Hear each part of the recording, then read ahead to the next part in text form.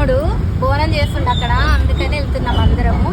మళ్ళీ బోనం తీసిన వీడియో మళ్ళీ అప్లోడ్ చేస్తాం, చూడండి. ఓకేనా? Hi friends.